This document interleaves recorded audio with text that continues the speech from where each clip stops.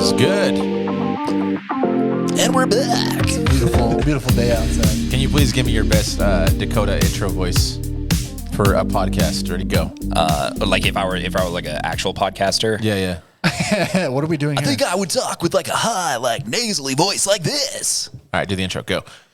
Welcome everybody to Velocity Lending. I am Dakota Burke.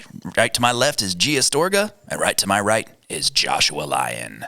Joshua Lyon. That was really bad. Velocity Lending Yeah. Podcast. My mom's the one who calls me that, so Joshua, I think it bothers me. It's a trigger.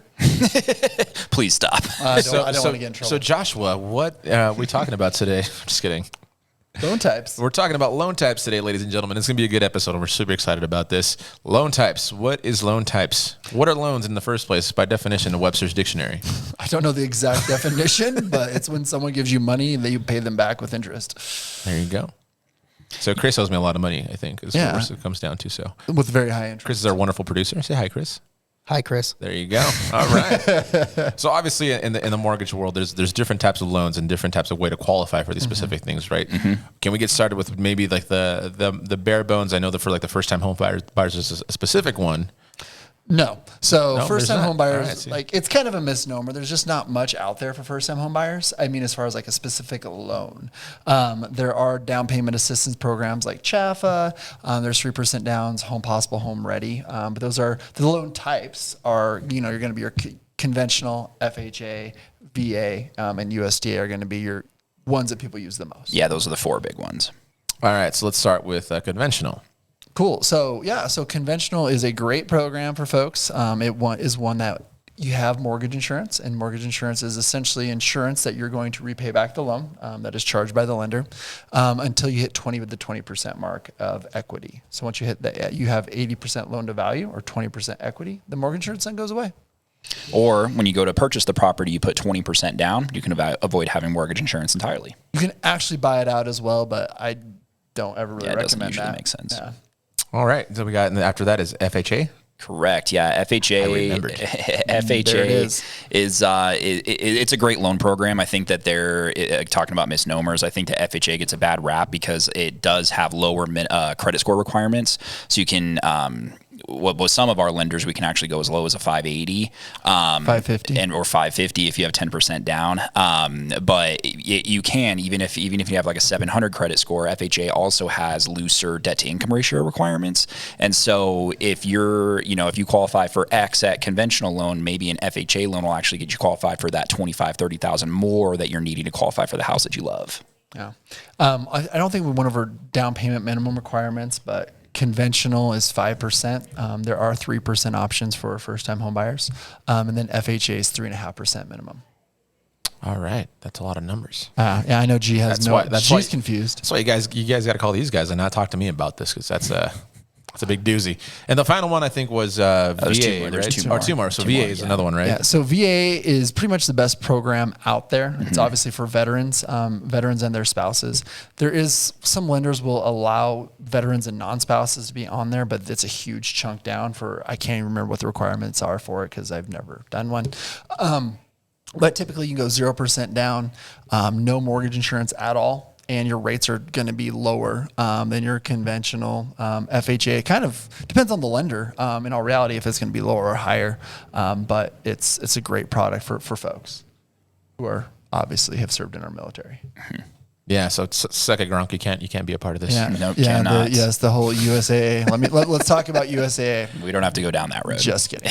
And what's the final one that I totally can't remember right now? The last one's USDA. So USDA is a rural housing loan. What does it stand for?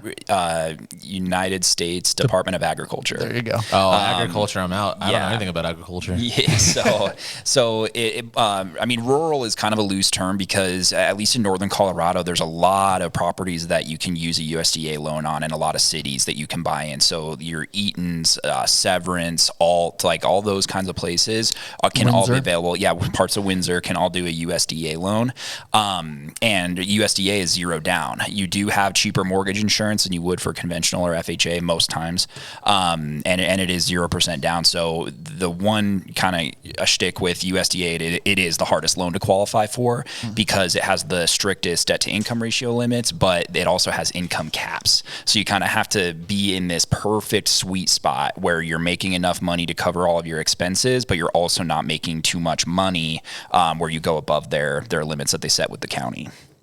Yeah, we've gotten really good at doing USDAs for the last few years. Yeah. I think Dakota takes quite a bit of pride in that. I do. Yeah. Well, I mean, it's, I think it's kind of a lost loan program a lot of the times where somebody would do down payment assistance instead because a borrower needs some help for the cash to close. And whereas, if you do that, you're going to have a higher interest rate on down payment assistance. Mm-hmm. And most of the time, down payment assistance programs are FHA. So you have about double the amount of mortgage insurance as you would with USDA. But yeah, I definitely take great pride in knowing that we can do USDA loans and getting them rightfully approved. Yeah. All right. So for someone who's never bought a house, like myself, how do you even, for one, try to explain that or even minimize that, but also give the consumer like the perfect explanation or the perfect option for what they're wanting to get? So, I mean, how our process works is we take their application, we get their documents, and we bring them in for a meeting once we have them pre-approved. We don't go over a VA loan if they're not a veteran, right? We don't go over USDA if they're not qualified for it. You guys should. That'd be hilarious. Right? There's got to be like, I've never been on a boat. I don't know. So, I mean, we narrow it down for folks. In most cases, we just try to say, hey, this is your best option. Yeah. There are cases where it's like FHA or conventional, and it's kind of up to the client what it might be. I mean, when you look down the road, conventional, you can drop your mortgage insurance, where FHA, you're not going to be able to drop your mortgage insurance. Without refinancing. Correct. So we kind of leave those ones up to the client to present those options. Or if they're looking at doing a CHAFA or a down payment assistance program, kind of saying, okay, this is where CHAFA's at. This is where you'd be at doing FHA with a 3.5% down, or this is where we could be at USDA. So we try to narrow it down as much as possible and then just educate the client like, hey, here's your payments on this one. This is what it looks like. It's completely up to you at that point. Mm-hmm. And so you actually give them the choice of what they want to choose, obviously, when it comes to loan type, right? Absolutely. And most of the time as well, like after our meeting, we'll send an email breakdown that's like, hey, this is kind of a brief overview of what we talked about because we go over a lot in our meetings. Yeah. But it's a brief overview of like, here's where the payment is, here's what you would need for your cash to close on each individual one. Mm-hmm. Now, quick question for you guys: if you're trying to refinance your home, does it depend? Can you change the type of loan that you're getting? Yep. Oh, great. I know it's like a really That's stupid why question. No, that's a great question. That's typically why if you're in an FHA loan and you have mortgage insurance and you can get a 0.5% better rate on a conventional and drop your mortgage insurance, that's going to save you hundreds of dollars a month. Yeah. So that's kind of one of the reasons to do that is to get out of that. I know this is probably just an assumption. You probably might not even be able to answer this, but would it be possible to kind of like... Actually, I don't know what I'm going to say here. Never mind. So I had like a whole thought and then it just went away. Keep refinancing and keep refinancing. No. I think it was more so just kind of like having a plan as to like, okay, maybe you get like an FHA loan when then you kind of decide like, okay, once my credit gets better, you can. Yeah. Yeah. So I kind of have like that plan of action for sure, right? Yeah. Yeah, we go over that with folks. And it also depends upon the market. So, I mean, when we were closing folks when they have a 2 or 3% interest rate on FHA, it doesn't make sense to refinance into a conventional loan at 6%, even if you're going to drop your mortgage insurance, because your payment's going to be higher. That's so much numbers, man. I'm glad you guys are around because I'd be like, just option A, whatever. Well, we haven't even gotten into the complicated loans yet, though. Yeah, those are the easy ones. The complicated loans. What are you talking about? So that was complicated as it was, man. What you talking about? So those are what you call a qualified mortgage. So those are gonna be your Fannie, Freddie, your government loans. Okay. So then you have your non-QMs is the lingo, if you can. Qualified mortgages, QMs. You're looking at me funny. Yeah, just keep on going. He's lost. So that's when you get into like your bank statement loans, your ITIN loans, your investor cash flow. DSCR loans. So those are the loans that aren't going to be insured by them, but that are going to be handled by specific lenders who specialize in that, or your reverse mortgages or your 203K loans. And those loans have much stricter minimum credit scores and debt to income ratio requirements because they're holding their loans on their books. Mm-hmm. So they want to make sure that those people are going to be able to pay that loan back. Yeah. So like a bank statement loan, for example, if you have a self-employed client who, let's say they write off a ton of stuff and based upon their tax returns, they took a loss. If you look at their bank statements and they're getting, let's say $30,000 in deposits a month, the underwriters will go through, look at their last year or 2 years of bank statements, and then we'll give them whatever income after all the debt's taken out and all that. So they have their own little calculator. It's not something we do. We send it off for the underwriters to do. But that's just another option for folks who can't meet in those boxes. So the non-QMs are going to be, hey, we don't fit this box. Let's go into this other arena. Gotcha. And how do you, so, okay, yeah. And then you guys, obviously, because you guys are brokers, right? Correct. So then that means you guys have multiple banks that kind of go through that aspect of it. And Correct. Or not multiple banks, multiple parties that can kind of like find the best loan for you. So Yeah, usually do all every lender kind of has their niche that they kind of stick with. Gotcha. Yeah, and I mean, basically, this is loan type scenarios, but if we have a scenario for a client where we've literally had one for a really good friend of mine where our lender that we go to the most is like, oh, we can't use his income. I'm like, that's baloney. So we send it to like one of our second lender that we work with a lot, and they're like, yeah, he makes a ton of money. You're good. He can go buy whatever he wants.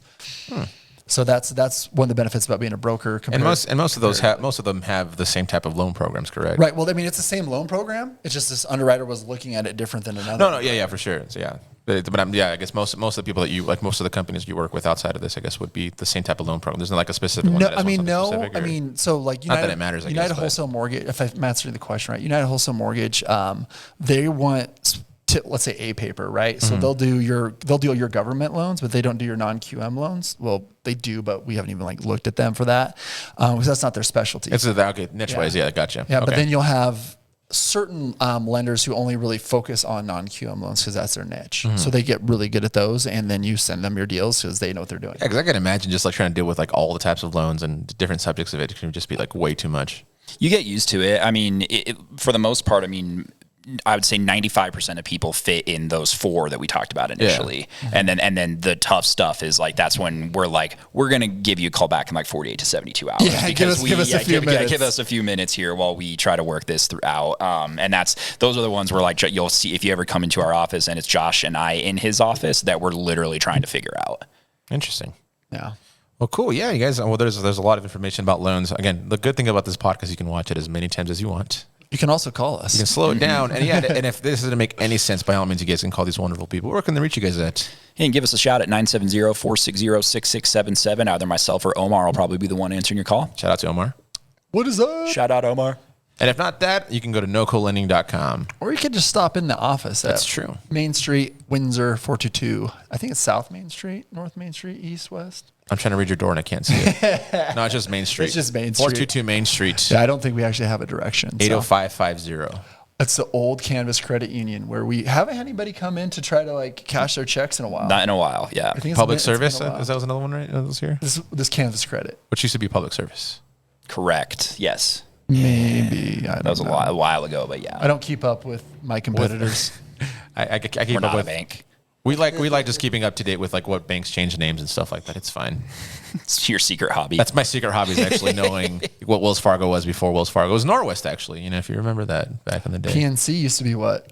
Oh, Compass. Yep. No, BBVA. BBVA Compass. And then it used to be BBVA Compass, and then it used to be Compass. No, it was BBVA. It was Compass, then BBVA, then PNC. No, it was Yes. Compass, BBVA Compass, Yeah. BBVA. Because they dropped the Compass. That was my bank. did? Yeah, That's and still then my PNC. bank. Oh. Remember when I messed up your deposit? And you're like, I don't do this. I'm like, I'm not a teller, bro. Like, I just... Well, thank you guys again for tuning in. We just wanted to. Okay, first of all, Josh and us actually we met working at a bank together. Thanks for being my friend still. So yeah, thank you guys again for tuning in. Again, if you have any questions, please feel free to hit up these wonderful gentlemen or Omar, who is always ready to always look at him. See, he's not even listening to us right now. Omar at nocolending.com. Sass. That's what it is. Shout out to Lorinda. Hopefully you're doing well, love. It's good to see. It's good to hear from you. And we'll talk to you guys soon. Thank you guys again. Thanks, guys.